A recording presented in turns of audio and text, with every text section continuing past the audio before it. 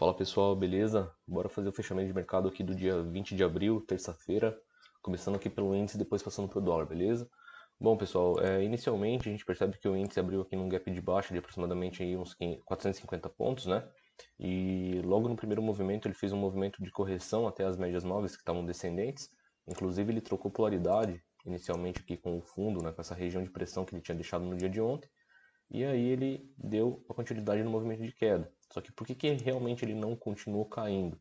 Tá? Porque se a gente pegar o, a mínima prévia do dia até essa máxima aqui, o mercado travou nessa zona aqui de 61,8, tá? De Fibonacci, que eu sempre comento com vocês. A gente percebe que aqui embaixo teve muita defesa compradora, tá? Os compradores não deixaram os vendidos empurrarem os preços para baixo. Pelo 2 minutos, tá? O 2 minutos fez uma linda configuração de compra aqui nessa região. Então, eu, por exemplo, acabei comprando, mesmo na inversão das médias móveis, eu comprei pelo contexto da falha do 61, tá? Porque eu não gosto de operar contra médias móveis e não gosto de operar contra a tendência, né?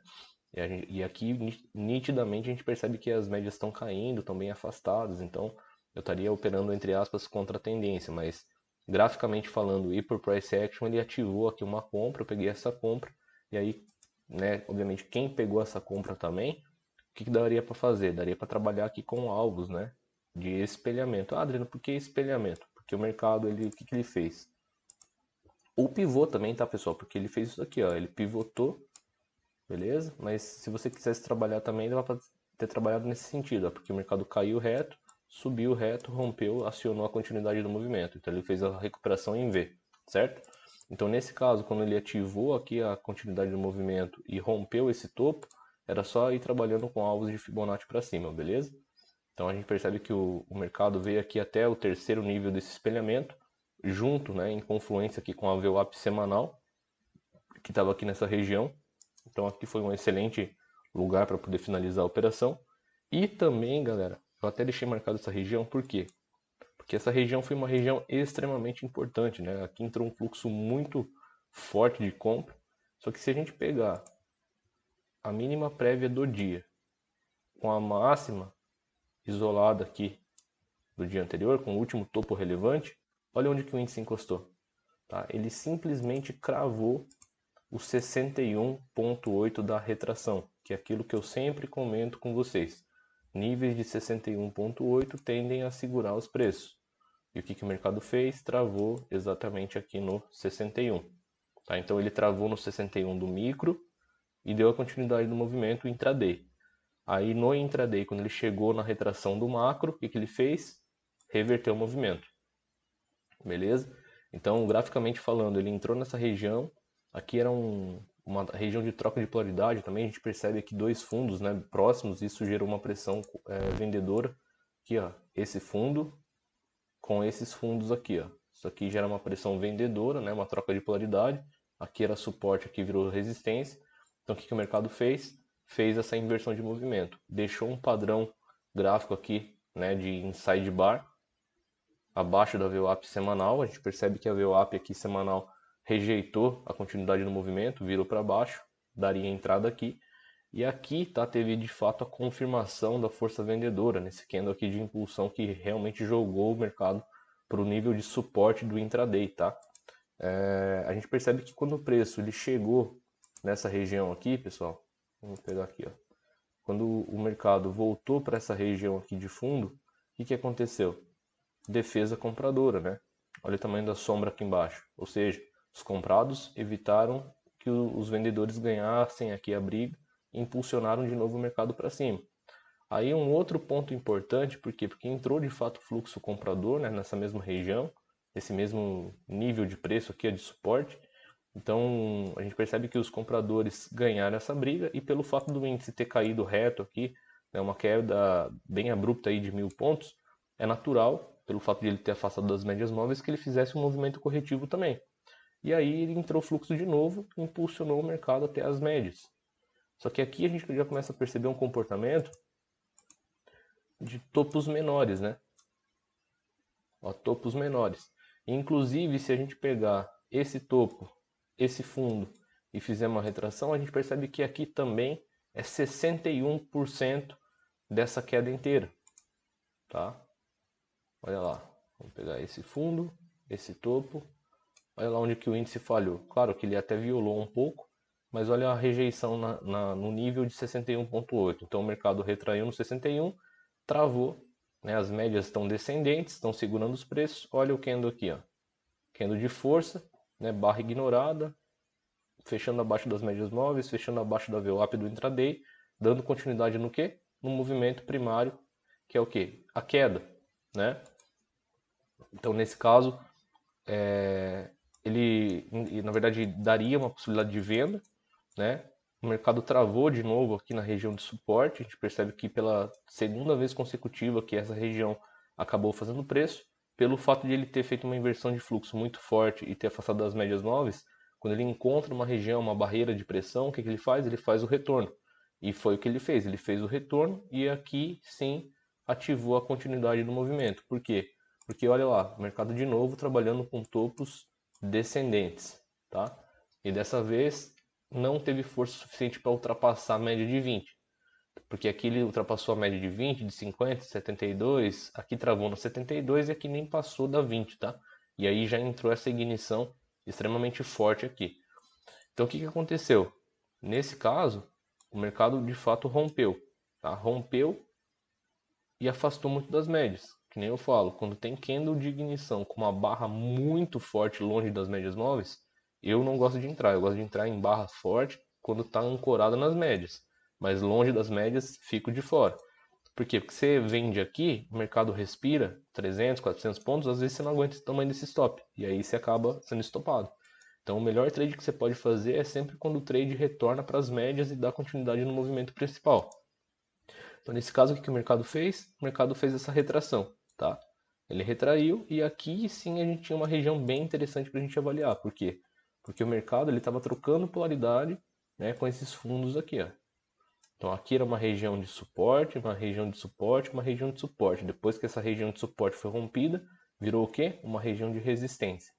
E aqui, inclusive, o índice deixou um padrão bem interessante, né, um padrão gráfico de estrela, né, na região de suporte, na região de resistência, né, porque era um antigo suporte e virou resistência. Então ele trocou polaridade, está ancorado nas médias, as médias já estão afastadas, já estão direcionais. Isso significa o quê? Continuidade de movimento. Sem falar que, se a gente pegar esse topo com esse fundo, a gente percebe que o índice fez uma correção aqui no 61,8. Tá, de novo. É a terceira vez que eu estou falando hoje aqui para vocês desse nível de 61,8. Olha lá, falhou no 61,8, fez a inversão e veio para baixo de novo, tá? Então assim, se vocês realmente estão atentos ao contexto e também a movimentação dos preços, né? Deu compra, você conseguiria pegar uma venda aqui embaixo. Pelo 2 minutos ativou um padrão de continuidade de compra aqui embaixo também. Aqui é o gráfico de 5, não dá para ver, mas o 2 minutos ativou uma compra, tá? Aqui o 2 minutos te daria uma possibilidade de venda. Aqui pelo 5 daria possibilidade de venda, tá? Tudo com movimentos aí de mais ou menos aí uma média de uns 350, 400 pontos, tá? Esse caso aqui subiu acho que uns 500 pontos. Essa queda aqui até o suporte veio de uns 400 pontos. Aqui até a mínima do dia dava mais uns 300 pontos. Tá? Então, operando de forma simples, tá? Sem querer inventar a roda, se você fosse pegando aí essas oportunidades, com certeza você se daria bem. Então, o mercado, a gente percebe que o mercado ultrapassou esse nível, né? E veio até aqui embaixo. E aqui a gente percebe que realmente o mercado travou, né, galera?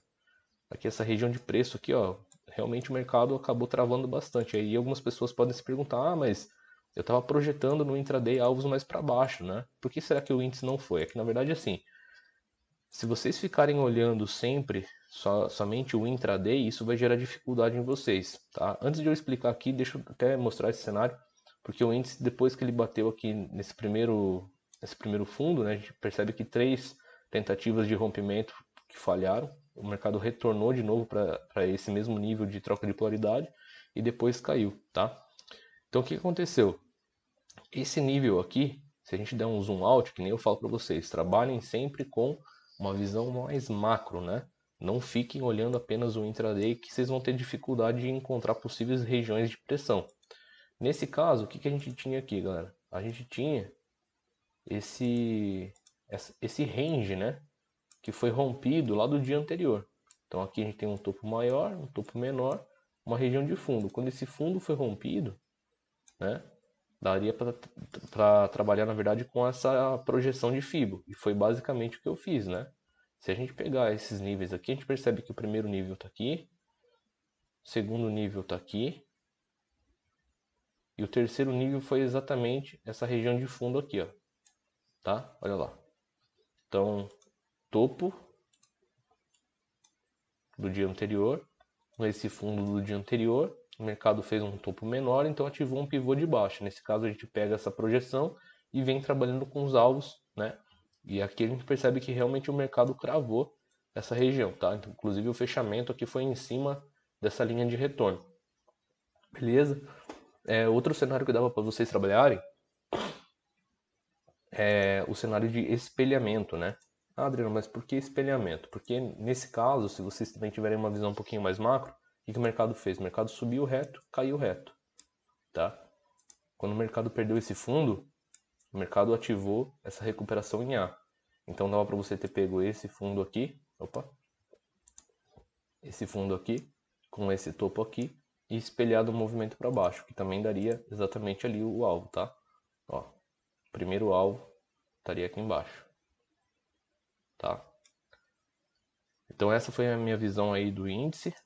O índice foi basicamente direcional, só que ele fez bastante correção no meio do caminho e se, né, porventura a pessoa não estiver preparada, provavelmente a pessoa foi bastante estopada aqui no dia de hoje, né, no dia 20. Já o dólar fez um movimento bem técnico, né? Logo no começo do dia ele abriu em gap de alta aí de aproximadamente uns 22 pontos, né? Abriu bem forte para cima. Só que aqui o que aconteceu? De novo, se a gente pega a mínima do dia anterior com a máxima do dia anterior, a gente percebe que logo no início do dia o dólar já fez o quê? Já fez um teste na troca de polaridade aqui do 61,8. Tá? Por que troca de polaridade? Porque ele tinha deixado esse fundo isolado aqui, ó. Ele deixou esse fundo isolado aqui, beleza? E aqui na abertura do dia ele foi lá, cutucou essa região, travou no 61 e logo na sequência já fez um padrão de reversão, né? Chamado Twin Towers, uma região importante, né? Twin Towers basicamente, né? É a mesma barra que vai e volta com a mesma força. Isso significa aí uma forte rejeição, nesse caso por parte dos vendedores, né? Não querem que os compradores empurrem os preços. Isso aqui tende a fazer o que ainda mais numa região de 61, dar continuidade no movimento primário. Nesse caso, o movimento primário foi o movimento de queda, né? Movimento corretivo, movimento de continuidade. Então, nesse caso, né, você apenas precisaria de um sinal técnico para poder pegar aí o trade pelo rabo para conseguir fazer uma boa pontuação. E nesse caso, galera, o que aconteceu no intraday? Né? O dólar ativou basicamente um pivô de baixa, porque aqui a gente tem uma máxima, aqui temos uma mínima prévia, aqui temos um movimento de correção e aqui o dólar deixou uma região de fundo.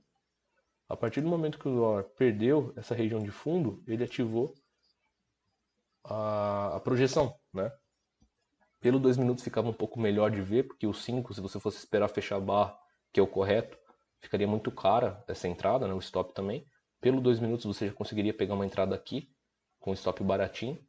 Então aqui o 2 minutos acionou uma possibilidade de venda, e aí quem trabalhou com esse cenário só veio projetando os alvos, né? Então se você trabalhou nessa forma, olha lá, topo com esse fundo. Rompeu, vem projetando, né? Então a partir desse fundo a gente joga lá o primeiro alvo, segundo alvo e terceiro alvo, tá? Olha lá onde o dólar foi. O dólar bateu lá no terceiro alvo e rejeitou. Então quem veio carregando a posição segurou uma operação aí basicamente por uns 48 pontos, tá? Então aqui deu uma oportunidade de venda. Quando o dólar chegou nessa região de suporte, né? Esse suporte aqui e voltou para cima, pelo fato de ele ter afastado das médias e ter feito a inversão, a gente percebe também que ele quebrou a angulação, tá? De uma LTA. É de uma linha de tendência que estava vindo do dia anterior, né? Esse fundo com esse fundo maior, gerou aqui uma angulação, e quando ele rompeu essa angulação, voltou para trocar polaridade, deixou essa sombra para cima e fechou para baixo, ativou a continuidade do movimento, né? Aqui a gente tem um outro pivôzinho de baixa também, tá? Que daria para ser considerado, ó, o mercado caiu, corrigiu, rompeu, tá? Então aqui também dava uma continuidade de movimento bem legal. Aqui o dólar também trocou polaridade de novo, porque depois que ele afastou das médias, né? Ele voltou, ancorou nas médias, as médias estavam bem afastadas, bem direcionais, sombras para cima, indicando força vendedora. Então aqui caracterizou a continuidade de movimento, tá de novo, aqui nessa barra ignorada, e aí o dólar veio só apenas cravando os alvos, né? Então a gente percebe que as médias estão a favor, os candles de venda estão mais fortes que os candles de compra, né? Sombras para cima indicando pressão vendedora, VWAP acima das médias móveis, então estava tudo 100% alinhado, né? Depois que o dólar cravou o alvo, aí a gente percebe que houve uma inversão de fluxo, né? Porque até então o dólar veio trabalhando com o quê? Com topos mais baixos, né? E fundos também mais baixos. Isso indica o quê? Uma tendência forte. A partir do momento que não tem renovação de fundo, ou seja, aqui o dólar ele fez um fundo mais alto. E quando ele rompeu esse patamar aqui, ó, ele simplesmente descaracterizou a continuidade do movimento. Porque basicamente o que ele estava fazendo? Ele estava fazendo assim, ó. Ele estava caindo, fazendo topos menores e fundos menores. A partir do momento que ele não tem força suficiente para romper o fundo anterior, faz um fundo maior e ativa um pivô, ele reverte a tendência. E foi basicamente o que ele fez, né? Ele veio trabalhando nesse zigue-zague, a partir do momento que ele ativou esse pivô, falhou a continuidade da queda, e aí a gente até percebe que aqui ele trabalhou numa LTA, né? E quem trabalhou nesse sentido, com certeza deve ter projetado aqui esses alvos para cima, né? A partir desse pivô maior. E olha lá, projetando os alvos, o dólar foi cumprir lá no final da tarde, tá? Entretanto, ele acabou ficando bem travado nessa região aqui por conta da inversão de médias, né? Tava tudo muito bem embolado aqui, né? As médias móveis, VWAP, enfim, tava uma região bem ruim de ser operado, por isso que eu gosto de operar sempre a favor do movimento principal, né? Se as médias estão alinhadas com a VWAP, se existe realmente um alinhamento, via price action, está mostrando continuidade de movimento a favor da tendência, são as melhores movimentações. A gente percebe que nesse caso aqui foi a venda nitidamente, né? E aqui foi um cenário de compra clara, né? Porque quando você compra contra tendência ou vende contra tendência, ou em região de consolidação onde as médias não estão alinhadas, é isso que acontece, zigue-zague, né? Então é uma região bem ruim de ser operada. Quando tem alinhamento dos fatores, tudo flui. Beleza? Então essa foi minha visão aí do dia de hoje. Espero que vocês tenham gostado. Vamos para cima e a game porra.